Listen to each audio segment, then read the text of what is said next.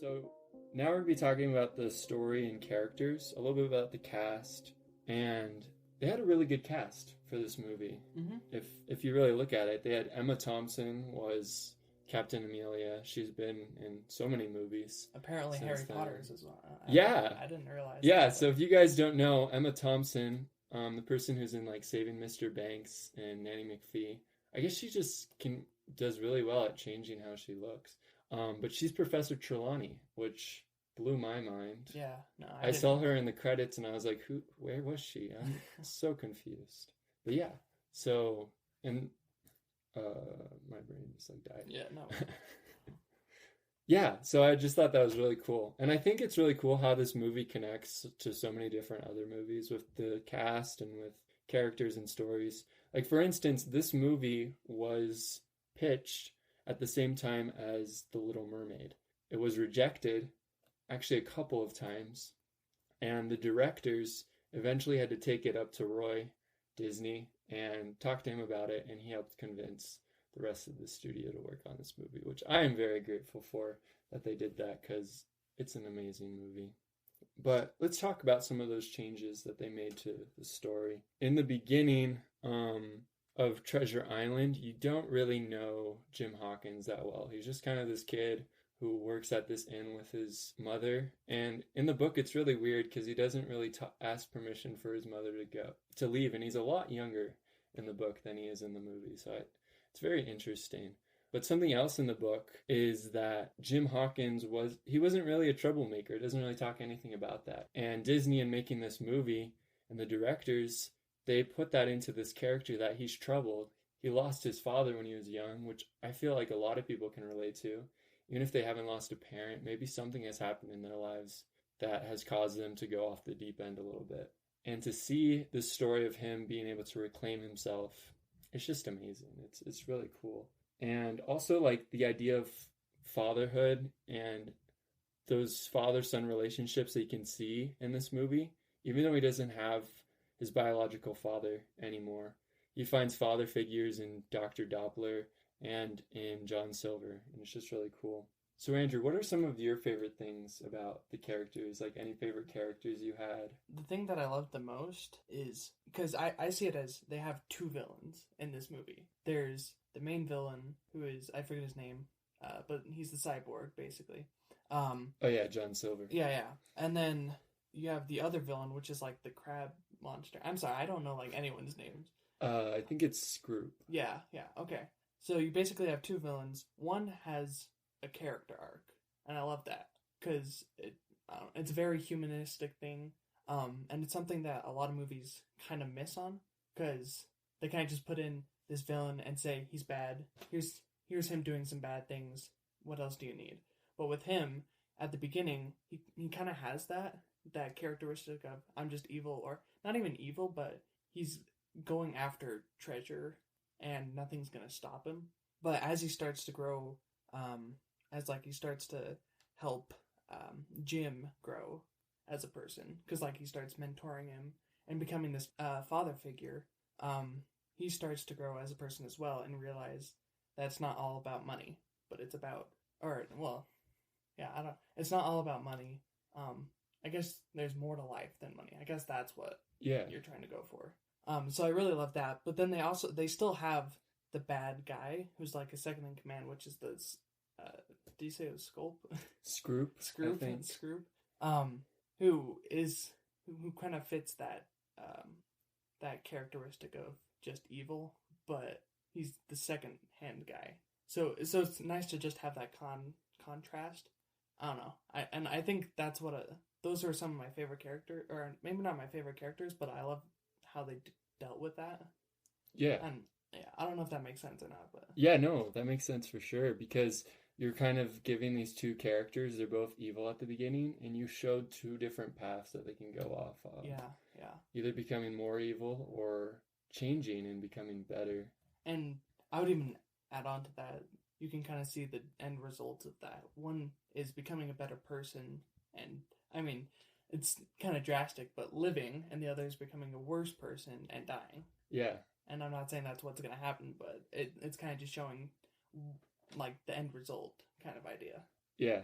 Yeah, I think that's really cool, like how they did that with the characters.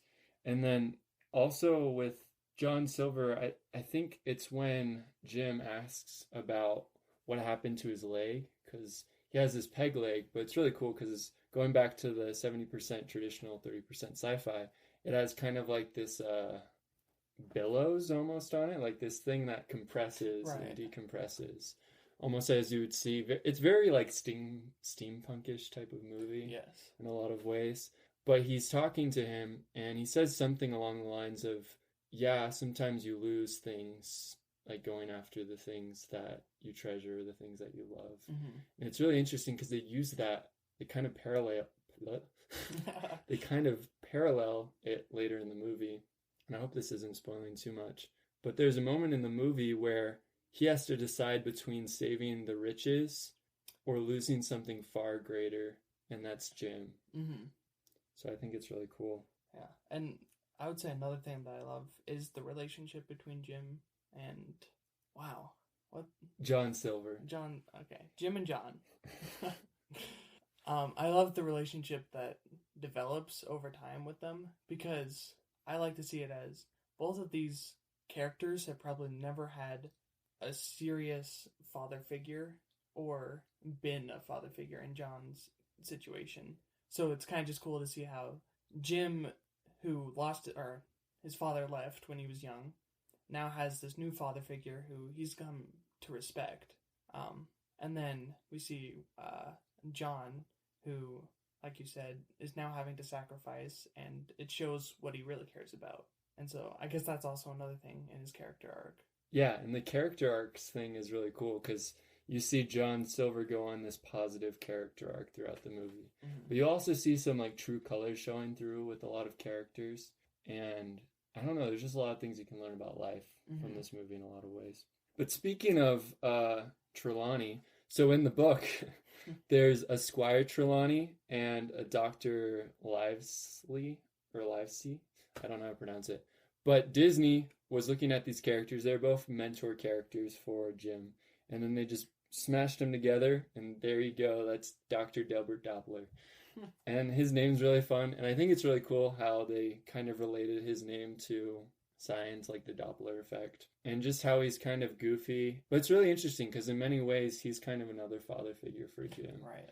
He's the one who convinces his mom, Jim's mom, that Jim can come with him and go on this adventure to find Treasure Planet. Mm-hmm. And I don't know. I think it was just really cool with that. Because Dr. Doppler starts out as kind of like this nerdy guy who doesn't really talk to anyone. He lives in this super big house, but he doesn't really do much. And then he goes on this adventure and later was able to start a family. Oops, spoilers. So, just some other cast stuff on this. Martin Short voiced Ben. I don't really know what he's from. I think he's a really good actor, probably. But the other thing that I found really interesting is Morph. So let's talk a little about Morph. He's a really cool character because Morph was basically taking the place of the parrot in Treasure Island, in that the place of a parrot, in that he mimics what you say, but he also mimics what you do and basically like who you are in a lot of ways. He's kind of like Ditto, like the Pokemon, but I think so much better because he just floats around and transforms into things, and it actually affects the story in some ways throughout the movie. And I would say he's also a comical relief character, and not that the story needs much comical relief, but he is that character. Yeah, for sure. Yeah. Yeah, and it's one thing that is also really cool with Morph is he's kind of showing you that little glimpse into the good parts of John Silver. You can see that relationship between him and this little creature that he rescued, I think it says in the movie. But you can really see that start. And it can, I don't know, it just kind of foreshadows a little bit, which I thought was really cool. But Morph was actually voiced in quotations. The sounds that he makes were made by Dane Davis, and he was actually the sound editor for The Matrix and won an award for that, so that's cool. Stuff is related. Stuff is related. So now we're going to be talking about the world building, which world building is a super cool thing. Sometimes you can take it way too in depth, which I've done before, but I think they did just perfectly with this movie. Yeah. Because one of my, I wouldn't say pet peeves, but one thing that kind of bugs me is when movies think they have to over explain things. Like, I think a good example of this is the original Star Wars trilogy with the new Star Wars trilogy. With the original, I like to think of the cantina scene where we kind of just come in and we see a bunch of different creatures and life forms and stuff like that. But we don't have anything explained to us. Like, and I think one of the things is, they say, like, the bartender says, we don't serve your kind here, and he's talking to the droids. And that's a cool aspect that, like, not a lot of people think about, but there's no explaining of it. It's not like, we don't serve your kind here because something happened. I don't know. But something with the newer trilogy that they did was, like, when they're talking about how they put, like, a compressor on the hyperdrive of the Millennium Falcon. When I rewatch that, I just think it's kind of unnecessary because it's almost like they're trying to explain, or they're trying to, like, enter the science side of sci-fi, which for me isn't really the point. I don't know if that's, like, a good example, but I don't remember what it's called. But there's this way of storytelling that is, like, especially with sci-fi, where you go into detail with one thing so that the audience can connect to something. The audience accepts everything else because they've accepted this one thing. So I think with Star Wars, it would be like the Force, where they kind of go into how the Force works and why it exists, and even in the prequels, they say it's like midichlorians, but they're explaining that one thing so that the rest of the world makes sense, and the rest of the the audience accepts the rest of the world. And so I think with Treasure Planet, I think they do an amazing job with this. I'm trying to think. Maybe, like, I think the one thing that they explain well is the planet full of treasure. And it's not really sci-fi, but it's something that people can get and comprehend. And so they start to naturally just accept everything else that's going on. I kind of went the long way around of explaining it, but I just really enjoy when movies do that. Yeah, no, that's really good. And I think that's something that a lot of sci-fi can have problems with, and also maybe some fantasy as well, as when you go into too much explaining. And I've run into that because I've done some little bit of writing in fantasy and stuff. And you can really get way too deep into it. Like, where did this race come from? And why is this civilization the way that it is? And sometimes it can help, but sometimes you're just overcomplicating things for the viewer. And people don't want everything explained to them. I was just going to say that. I think that it's important with the creator to understand that, but it's not necessarily important for the storyline for that to be included. It's like the iceberg effect. I learned this in, like, creative writing classes. The author is going to understand and kind of know everything under the surface of the water, and it's just like this big glob of things, but you understand everything.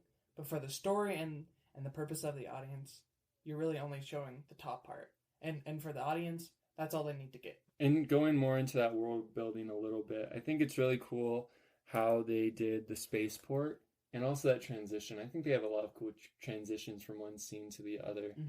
And how it just kind of zooms in on the moon and then spins a little bit, and then there's the spaceport. And they have all these different races of people, different, like, creatures and stuff, different languages being spoken. And yeah, you just, like, feel like this world is lived in, and you're just kind of stepping into it and trying to understand it as best as you can. So they did that really well. I almost didn't even mention it, but something that I love about this movie, even though I've never been super good at skating or snowboarding or surfing or any of those things, is Jim Hawkins' little, like, solar board thing that he rides on, that he built. I feel like it kind of stands as this parallel to who he is. It's very free, can kind of go wherever it wants, and that's what he wants to do, is go wherever he wants. It kind of reminds me a little bit of Han Solo. So Jim Hawkins kind of reminds me a little bit of Han Solo. Okay. And just that he wants to go on all these adventures and take the risks, I guess. And he kind of does something really cool on his board in the beginning of the movie. But you guys have to watch it to find out. Go watch it if you haven't seen it. But yeah, I think that was really cool. Oh man, I was just thinking about deleted scenes and stuff. So there's this deleted scene from the movie of Jim, and it's kind of showing the goodness in him. And he's with this little kid and telling this little kid how to fix his board. because his board breaks. And Jim is finally getting this moment to kind of be mature, I guess, and kind of be a father figure to someone else. And then this kid's father comes and helps this kid instead, and Jim's kind of left on his own. Oh, It's this really interesting scene that they did. Of course, it's not in the movie. You guys are probably like, what? What you talking about, Willis? But yeah, it was just like this really cool scene to show that. It's kind of like with that idea of giving people occupations and lives and things that they're doing. Like his mom's working at this inn.